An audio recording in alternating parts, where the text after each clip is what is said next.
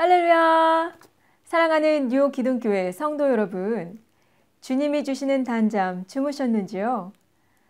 오늘 아침 하나님 앞에 나온 여러분 모두에게 하나님의 크신 은혜가 함께하기를 간절히 소원합니다. 오늘 4월 17일 토요일 묵상 영상의 본문 말씀은 출애굽기 7장 8절에서 25절입니다. 봉독은 8절에서 13절을 하겠습니다. 여호와께서 모세와 아론에게 말씀하여 이르시되 바로가 너희에게 이르기를 너희는 이적을 보이라 하거든 너는 아론에게 말하기를 너의 지팡이를 들어서 바로 앞에 던지라 하라 그것이 뱀이 되리라. 모세와 아론이 바로에게 가서 여호와께서 명령하신 대로 행하여 아론이 바로와 그의 신하 앞에 지팡이를 던지니 뱀이 된지라. 바로도 현인들과 마술사들을 부르매 그 애굽 요술사들도 그들의 요술로 그와 같이 행하되 각 사람이 지팡이를 던짐에 뱀이 되었으나 아론의 지팡이가 그들의 지팡이를 삼키니라. 그러나 바로의 마음이 완악하여 그들의 말을 듣지 아니하니 여호와의 말씀과 같더라. 아멘.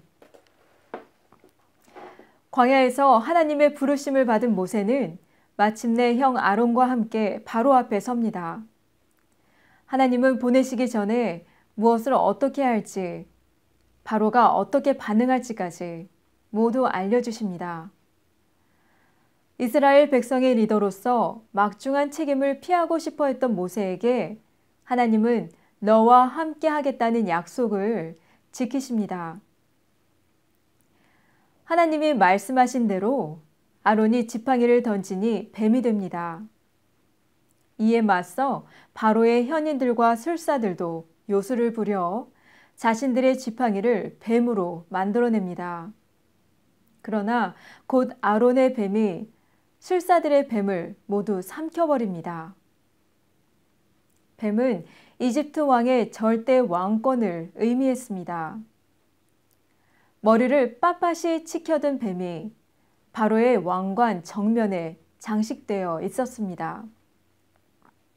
이 뱀이 바로를 보호해 준다고 믿었습니다. 성경에서 뱀은 부정적인 존재이지만 이집트인들에게는 숭배의 대상이었습니다. 애굽의 요술사들은 얄팍한 눈속임을 통해 뱀을 만들어냈지만 이내 하나님의 뱀이 그것들을 모조리 삼켜버렸습니다. 이 사건을 통해 그들이 절대 능력으로 믿고 숭배하는 뱀, 그리고 그들이 신으로 여기는 바로의 왕권도 하나님 앞에서는 무기력하다는 것을 보여줍니다. 하나님의 권능 앞에 그 무엇도 맞설 수가 없습니다. 하나님 앞에 거짓과 술수와 악행은 그대로 드러날 수밖에 없습니다. 혹시 우리는 하나님 앞에 우리의 진짜 모습보다 세상에 보여지는 우리의 모습에 신경 쓰느라 가식적인 모습을 만들어내고 있지는 않은가요? 눈속임에 불과한 세상의 가치관과 성공에 대한 집착과 욕심이 하나님이 여러분을 향해 갖고 계시는 계획과 뜻을 삼키고 있지는 않은가요?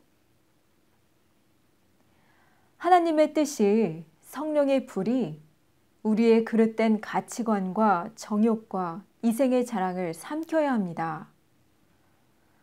정반대의 삶을 살고 계신다면 하나님이 주시는 감사와 만족과 평안을 누리는 삶을 살 수 없습니다.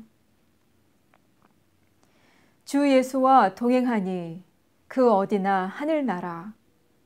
이 찬양의 고백은 여러분의 고백이 되지 못하고 천국의 기쁨과는 동떨어진 삶을 살게 될 것입니다. 하나님이 말씀하신 대로 바로는 모세와 아론의 말을 듣지 않습니다. 하나님은 모세와 아론을 보내셔서 이집트 땅에 첫 번째 재앙을 내리십니다. 나일강이 피로 변하여 마실 물이 없고 강의 고기가 모두 죽어 물에서 악취가 나게 되었습니다. 이집트인들에게 나일강은 축복의 근원이었습니다. 애굽의 젖줄인 나일강을 통해 농경 문화를 일으키고 풍요로운 수확을 얻으며 강대국이 될 수 있었습니다. 풍요의 신으로 떠받들던 나일강을 죽음의 근원으로 바꾸심으로써 하나님만이 참 신이시며 생명의 근원이심을 보여주는 사건이었습니다. 그러나 바로는 애굽 술사들도 물을 피로 바꾸는 것을 보시고 마음이 완악하여 모세와 아론의 말을 듣지 않았습니다. 우리의 삶 가운데 크고 작은 사인을 통해 돌이키라는 하나님이 주시는 메시지임을 알 때가 있습니다. 특히 내가 크리스천으로서 제대로 살고 있지 않을 때, 기도와 예배와 말씀의 삶을 멀리할 때, 세상의 법에 타협하여 적당히 살려고 할 때, 무조건 내 의견이 맞다고 우기며 내 의견을 관철시키는 데만 혈안이 되어 있을 때, 우리의 마음이 완악하여 하나님의 말씀이 우리 마음 가운데 들어올 틈이 없게 됩니다. 마실 물이 없어지자 7일 동안 이집트 사람들은 어떻게 했나요? 나일강 주변의 땅을 파서 겨우겨우 물을 얻었습니다.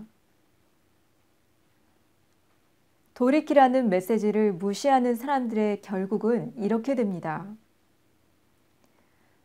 어떻게든 불순종하면서 살아보겠다고 잔머리 굴리며 사는 인생이 되어버립니다. 그럴수록 더욱 손해고 돌이키기 어렵게 됩니다. 선줄로 생각하는 자는 넘어질까 조심하라.